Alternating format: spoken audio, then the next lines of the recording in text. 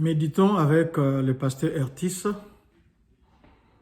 samedi, le 9 janvier 2021.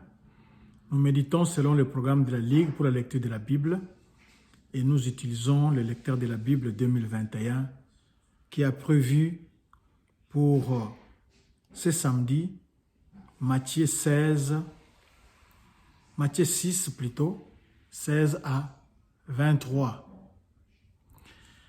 Et pour approfondir cette méditation, voici les questions prévues par le lecteur. Est-ce que ce passage m'apprend quelque chose sur Dieu le Père, Dieu le Fils et Dieu le Saint-Esprit? Y a-t-il un ordre auquel obéir? Quel verset m'interpelle le plus?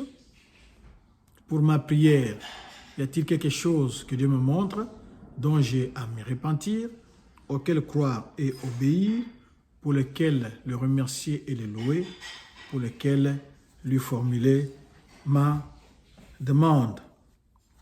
Ici, Jésus-Christ nous donne certaines instructions sur la façon de jeûner. Et nous devons aussi garder nos trésors au ciel. Notre adresse, www.eglisedoxadeo.com. Nous allons prier. Seigneur, sois loué, sois béni, sois exalté, toi qui nous as donné ton Fils qui nous enseigne au travers de ces lignes, lui qui a été de toute éternité à côté de toi et qui connaît les us et coutumes de ton règne. Nous voulons l'écouter avec joie. Nous recevons cette parole et nous avons besoin d'être remplis du Saint-Esprit pour ta gloire. Au nom de Jésus-Christ, Amen. Shalom, shalom. Bienvenue à ces moments de méditation. Que Dieu puisse vous bénir abondamment. Nous allons commencer par le verset 16 que nous allons lire.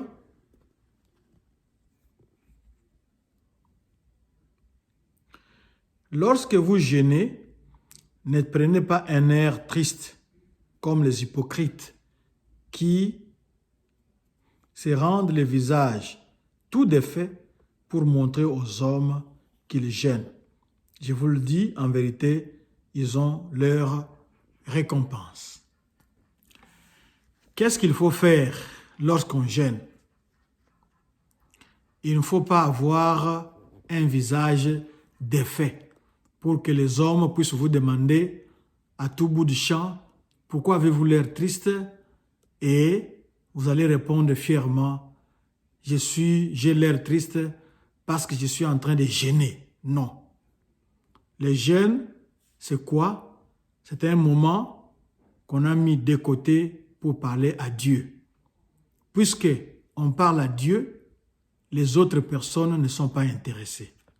Bien sûr, ici, nous insistons sur les jeûnes personnels. Ce n'est pas un jeûne qui a été proclamé à l'église où on appelle tout le monde au jeûne. En Israël, on avait cette habitude-là d'appeler toute la communauté au jeûne. C'était les jours de Yom Kippour. C'était les jours du jeûne national. Pas ça. Ça, on doit proclamer. Mais ici, il s'agit d'un jeûne personnel où un chrétien, une chrétienne décide de parler à Dieu, décide de consulter Dieu. Comment vous devez faire? Vous devez d'abord garder les secrets. Vous ne devez pas défaire votre visage. Vous ne devez pas avoir un visage renfrogné, mais vous devez avoir votre aspect normal. Prenez votre bain. Si vous avez l'habitude de vous parfumer, parfumez-vous. Habillez-vous correctement. Ce n'est pas le moment de porter le sac d'après ce passage pour montrer aux hommes que vous êtes en train de jeûner. Non, ce n'est pas ce moment-là. Et puisque vous voulez parler à Dieu, les hommes ne sont pas intéressés. C'est Dieu qui va vous écouter, alors vous n'avez pas affaire aux hommes. Parlez à Dieu en secret, comme Dieu nous l'avait demandé d'entrer dans notre chambre et de fermer la porte. Vous parlerez à Dieu dans ces conditions-là et il va vous répondre. Mais par contre, si vous choisissez de montrer aux hommes, ils verront que vous êtes spirituel, ils verront que vous êtes un homme pieux et vous aurez déjà eu votre récompense. Dieu ne vous récompensera pas parce que votre récompense viendra des hommes. Qu'est-ce que vous préférez? La récompense des hommes, la récompense qui ne dure pas, ou vous préférez la récompense de Dieu qui dure? C'est à vous de faire le choix. Verset 19. Ne vous amassez pas de trésors sur la terre, où la teigne et la rouille détruisent, et où les voleurs percent et dérobent. Verset 20. Mais amassez-vous des trésors dans le ciel, où la teigne et la rouille ne détruisent point, et où les voleurs ne percent ni ne dérobent. En tant qu'enfants de Dieu, nous avons le devoir de contribuer pour l'œuvre de notre Père, l'œuvre de Dieu. Nous devons donner l'argent pour que le travail de Dieu puisse avancer. Quand on donne l'argent pour le travail de Dieu, Dieu, Jésus-Christ, dans ce verset, il affirme que nous sommes ainsi en train de garder notre argent dans la banque du ciel, dans la banque céleste. C'est le meilleur endroit. Jésus-Christ trace un parallélisme, une différence entre la banque du ciel et une banque qui serait située ici sur terre. Ici sur terre, il y a la rouille. Ici sur terre, il y a les termites. Ici sur terre, il y a les voleurs. Vous êtes toujours en insécurité. Vous voyez comment les personnes qui sont riches, il suffit simplement qu'une souris passe dans leur maison, que quelque chose cogne à la porte, ils tremblent pour son argent. Et de temps à autre, les banques sont vidées par les hold-ups, les gens qui vont dévaliser les banques. Et maintenant, on dévalise les banques, on ne va plus avec les revolvers, mais seulement derrière son écran de téléphone ou de laptop ou d'ordinateur, quelqu'un peut dévaliser la banque. Ça, c'est sur la terre. Mais au ciel là-bas, pas de rouille, pas de termites, pas de voleurs. À vous de choisir. Où voulez-vous garder votre argent? Ici sur terre ou au ciel?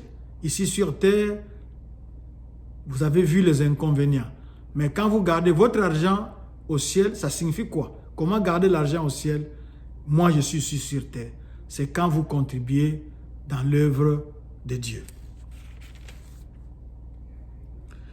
Nous avons le verset 22 et 23. L'œil est la lampe du corps. Si ton œil est en bon état, tout ton corps sera éclairé. Mais si ton œil est en mauvais état, tout ton corps sera dans les ténèbres.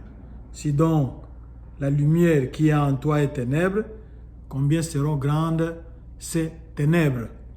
Ici, il s'agit de la vision. Pour avoir une bonne vision, il faut fixer les regards sur Dieu. Dieu va t'éclairer.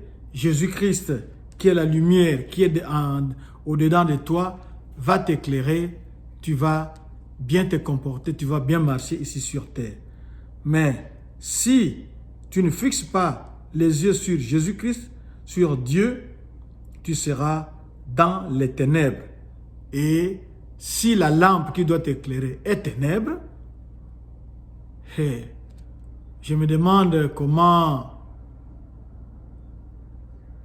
tu pourras te déplacer parce que tu ne verras absolument rien. Regardez seulement les jours où il n'y a pas de courant électrique, il y a de délestage. Regardez seulement quand il y a la pluie qui menace la nuit et vous devez vous déplacer sans torche. Vous voyez comment les ténèbres sont très grandes. C'est très grave. Alors, il faut choisir Jésus-Christ qui est la lumière du monde.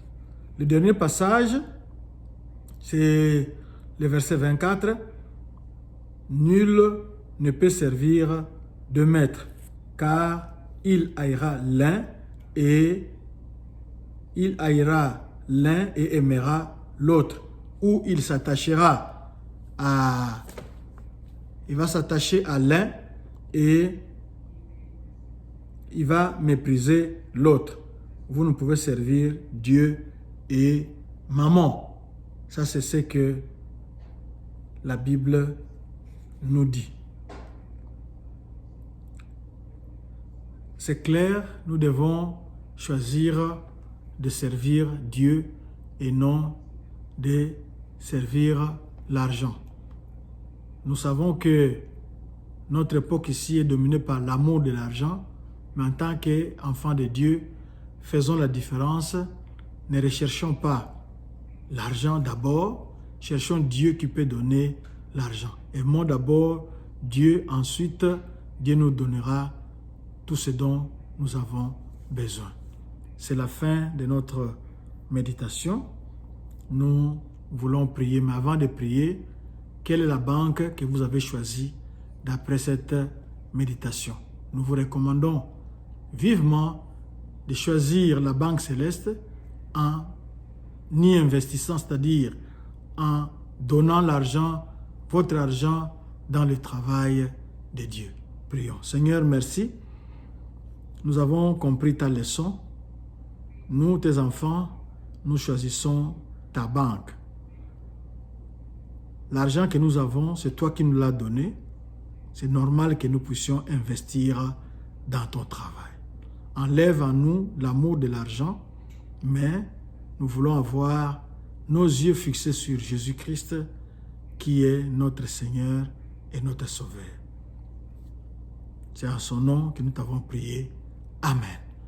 Shalom, shalom. Que Dieu vous bénisse. www.églisedoxadeo.com, c'est notre site internet. Doxadeo Lubumbashi sur Twitter, YouTube et Facebook. Que Dieu vous bénisse abondamment et passez un excellent week-end.